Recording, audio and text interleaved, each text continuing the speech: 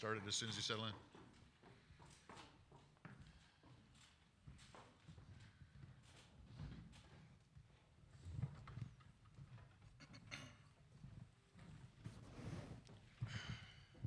All right, gentlemen, thank you for joining us. We'll take questions from here in person. First up, go ahead. Terry Davis, Trusted Defender. Hey, Kobe, first of all, it's a two-part question. First, how's your anticipation for your first game? And also the second part is, how do you see your role changing if your injury guard is not able to play? Extremely excited. It's my first time here, and I've been in college for a little minute, so this is everything I've kind of worked for and dreamed of. And I think my role is kind of the same. I think it's just, as a team, we just got to kind of make a collective effort to, do whatever it takes to win and just go about it like that. Question again, please raise your hand. We'll bring you a microphone. Behind you there. Dane, you obviously are part of the Baylor team that won a national championship, and now you're in the NCAA tournament yourself and kind of in that role as the lead guy. What have you been able to kind of communicate to, PJ, to Colby, and your other teammates who haven't been here before about what to expect? Yeah, just the little things. The things we work on in practice. Defending and rebounding, all this stuff we work on in practice. Just translating over it here in this tournament. And raise your hand for a microphone if you'd like to ask a question.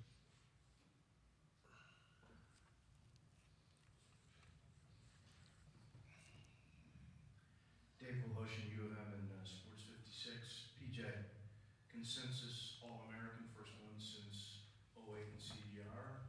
Is that sunk in? What does that feel like? Fulfilling? Yeah, it's a blessing for all those achievements and awards this year, but I'm just still the same guy, just trying to advance in the tournament. PJ, Avery Braxton, ABC 24 in Memphis, you'll have a kind of a matchup with Nick Clifford, who's a phenomenal guard himself. And really for all three of you guys, what have y'all seen from Nick and what makes him such a good guard?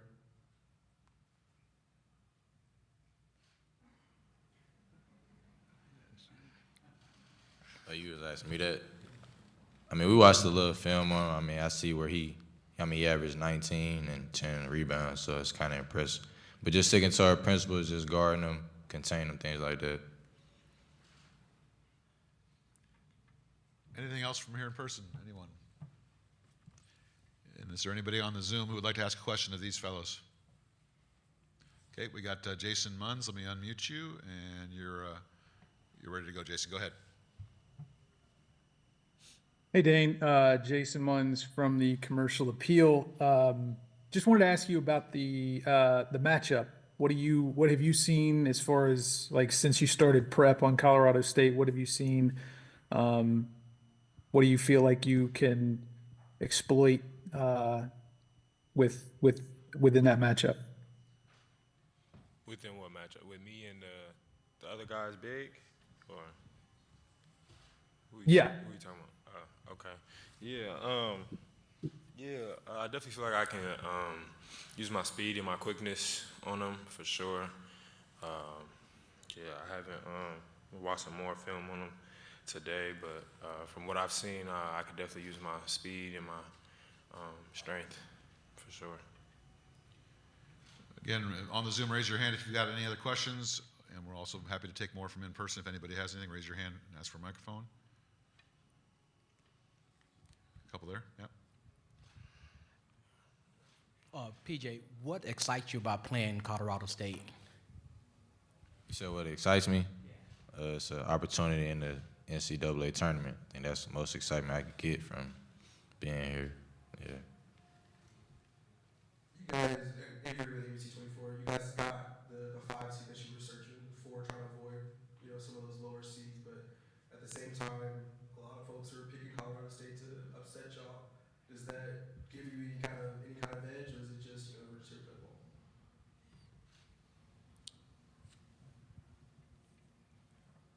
I feel like at the end of the day, we just here to do our jobs. We know who we are. The media and all that, we don't really pay attention to that. They're gonna see at the end of the day.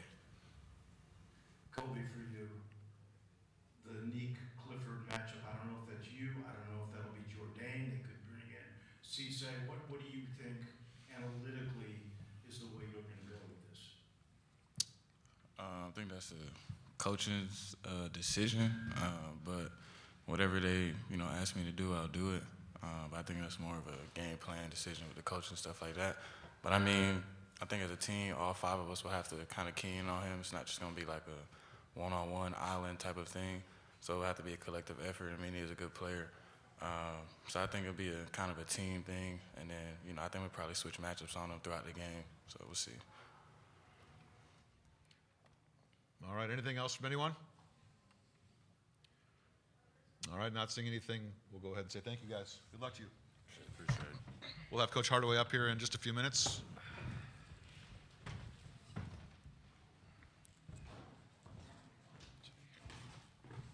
Thank you.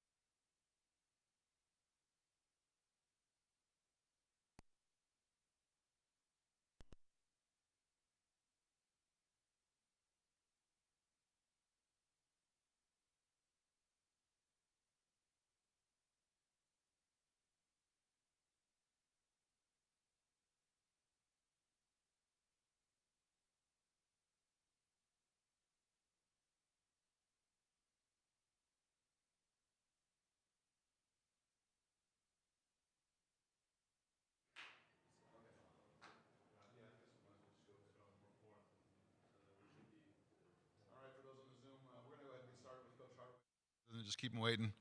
So we'll bring him in, and we'll get started as usual with questions in person.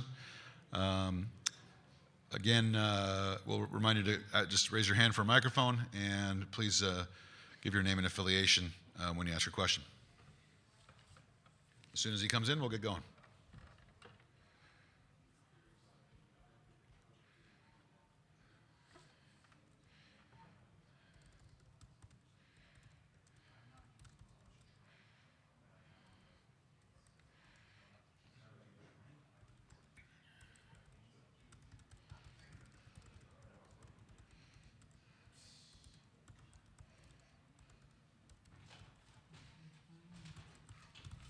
Coach, thank you. Have a seat. We'll ask Coach, once he's settled in, to give us an opening statement, and then we'll take questions from the people here in person first, followed by people on the Zoom. So with that, Coach, whenever you're ready. My opening statement stays the same. I thank God for the opportunity to be back here. This is a true blessing when you get to the NCAA tournament. I don't take anything for granted. Thankful. All right, again, raise your hand for microphone. In addition to the third tournament, what can you take from the first 2 tournaments preparing for this tournament? Yeah, I think the first time we came with Jalen Duran and that team, we were just off winning the conference tournament, and we were like, okay, we got Boise, and we were familiar with Boise because of the NIT, and like, okay, it's gonna be a tough game because I respect, that conference and those teams. And we got here, and it was just a blur. We beat Boise, we lost to Gonzaga, who was the #1 overall seed, and then we went home. The second time going to Columbus, I didn't watch FAU all year. I just saw them playing really well in Conference USA. I might not have been as prepared as I should have been because it's a quick turnaround, and you have to be prepared for those guys, even though we prepared in a couple of days. But at the end of the day, both of those times, I felt like it was a blur. I'm taking it all in now, understanding how this works. You still have to play the game and have some luck without having injuries, but it's a much more calmer this time around. Again, questions, go ahead and raise your hand. Go ahead, Lindsay. Lindsay Schnell, The Athletic. Penny, you've obviously been around a lot of great players and you've coached other great players. I'm curious how PJ has made you a better coach and or a different coach. Yeah, that's a great question. PJ Haggerty has made me a great coach because a lot of his God-given ability comes into play a lot out there on the court that he takes over a game. That's not on me. That's his God-given ability. Putting him in position is all I have to do. and he takes it from there. That's how he's made me a better coach, because no matter what any coach says, and a lot of coaches do say this, that you're only as good as your players. You have good players, you're going to look great, and he's made me look great because of that reason. Penny Jeff Roberts from the Daily Lincoln. Again, you're going to meet Macy today, or see her again with the bracelet. Yes. Looking forward to that. What does that mean to you? I am looking forward to that again, because it won't be in such a somber spirit. Like after we lost that Temple, I was kind of down, and she really lifted my spirits. And now meeting her for the second time, understanding what's happened is pretty cool, and it's a feel-good story. Lindsay, go ahead. The microphone. Oh, go ahead, Nico. Over here. Nico Tamori, Global News here in Seattle. Penny, obviously you get this question probably a lot of games you go to, but your memories of playing here in Seattle against the Sonics, and what's the NBA missing by not having the city in the league right now? Yeah, it was always tough, because Coach Carl's teams, that's when they were in their prime with Gary and Sean and those guys, Nate McMillan, and it was always tough to come to Seattle and play the Sonics, and the fan base was really the sixth man, right? It was like, not only were they tough, but it always got so loud. And it's unfortunate that there's not a franchise here, because this city was so good for our league. Penny, I'm going to follow up on the question I asked you about PJ. When you have a player like that, like you said, like your job is just to get him the ball, but in the off season, are you having to study, like we got to figure out other ways to get him the ball? Like how is he pushing you to do things differently ever? Yeah. So creative. Yeah, I've had multiple conversations with him about what he likes in the game, because it's all about his comfort, his comfort state, not making him shoot tough shots when he doesn't have to shoot tough shots. And I have to do the job, again, by making it easier for him to get catches where there aren't two people already in the area, that we can have some misdirection work and do that, and then he'll take it from there. Questions, go ahead. Penny, Doug Kirschbaum, Associated Press. You talked about having such a short time to prepare with this turnaround. How is that compounded when you're dealing with injuries, lamb stuff up in the air? How does that make it harder? I think because we took care of business in the conference tournament, that we prepared ourselves much more to be ready to adapt to anything, because we had a week off before we played. So now the short turnaround, even though we knew when we were playing Colorado State, we really had a lot of time to put in a lot of stuff, because we had already worked on ourselves. Usually it's working on us and then the other team. We worked on a ton of things that we knew we were going to need for the tournament, not knowing who we were going to play. So we did get a lot of work on Colorado State, which helps, because you have to understand who they are. If you're Braxton, MC24, kind of twofold. When you say you have to understand who they are, assuming you Colorado State, Yep. what does that mean? And then second question, obviously you guys had so much to overcome from last season, how that went down. Mm-hmm. That was kind of like where the edge was in winning the conference tournament, things like that. Now that you're here in the NCAA tournament again, obviously the goal is to win, but where does the edge come from now? Has there been bulletin board material? Yeah, I think when I say you have to know who Colorado State is, they're a well-oiled machine, and they have so many options on these different motions that they run. We've ran the offense before, so we're familiar, but they do some really nice things in their offense, and it's not an everyday team that you play that has all these different actions and motions, so you need the time. And we put the time in. Again, we're familiar enough with the offense, but they have such dynamic players that you have to, get that ingrained into your guys' heads that this is a totally different game that we played all year. And me and my staff have been doing a good job of that. Even though we still have to play the game, we should be prepared for what they're going to do. And the edge is just wanting to be the best. We've seen this happen so many times over the years, the NCAA tournament and even the rankings of teams. We want Memphis to be mentioned in the same breath as all the top teams around the country, and that's the edge that we play with. And then these guys also want to leave a legacy. They want to do things that other teams on our team, other teams in the past haven't done. Greg, go ahead.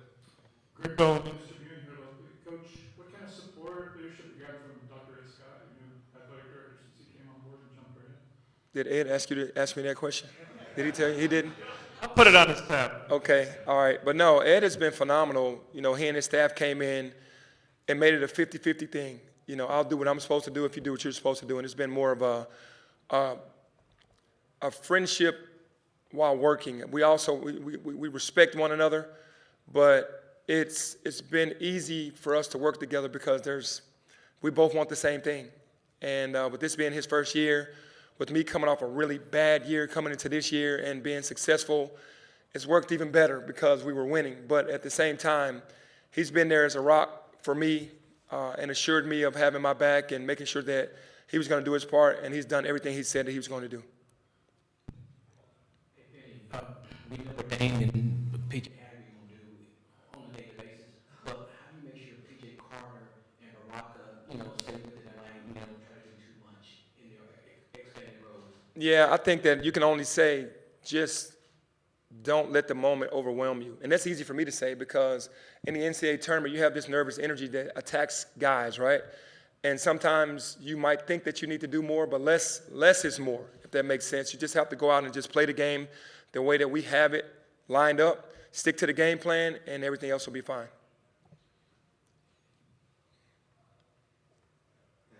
Do you have an update on Tyrese or Dante Harris?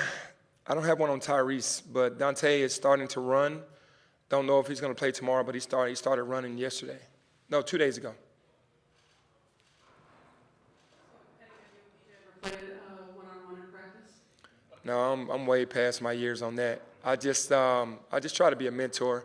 I wish I could play him one-on-one. I was in my prime. I'll joke with him about that, but the thing that I try to do is just continue to breathe that confidence in him and let him know what's coming because he can't foresee the things that I've already seen and know that's coming. And that's pretty much what we do. But we shooting, yes, but not one-on-one. In your prime, would you have beat him one-on-one? Oh, yeah, easy.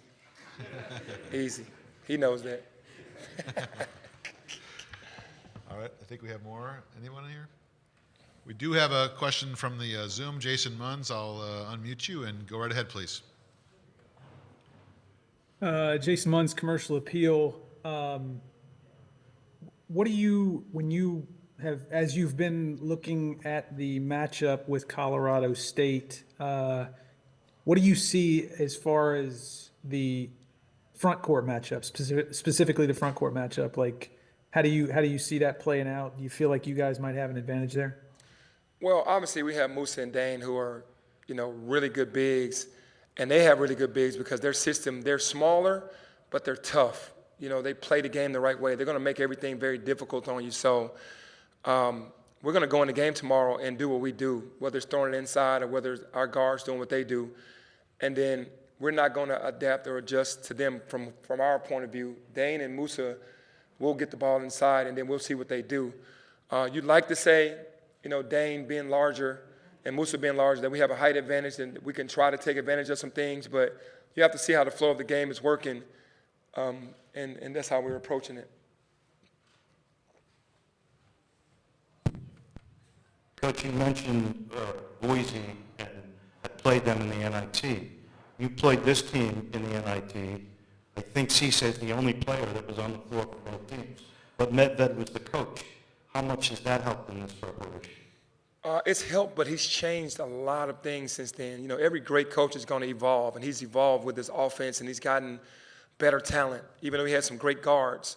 And he's put this team together very well. They all mirror one another in what they do. They bring different things, but they're all great at what they do, and they mesh that together. So I do understand his mindset. He's a brilliant basketball mind, and I admire what he does because it's just, if you're a basketball guy, you see what he does and go, wow, that's pretty cool how he added that wrinkle, or how he took this option and made it this option. And pretty much everything he does, he has a counter to it. So if you're playing one way, he'll counter it, and you just have to know that. And it does help understanding that, but he's gotten better with his offense and the things that he's added over the years. We'll go back to the Zoom for Jason. Jason, go ahead when you're ready. Hey, Coach, what do you think of Tony Madlock's bunch the other night?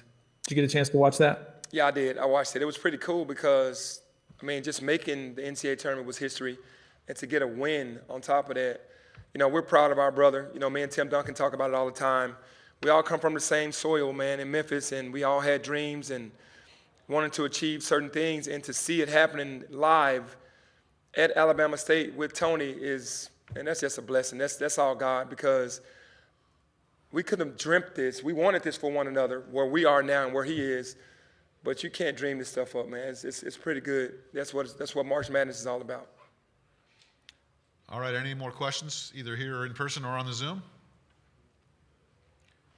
All right, not seeing any, so we'll say thank you, Coach. Thank you. Have good luck.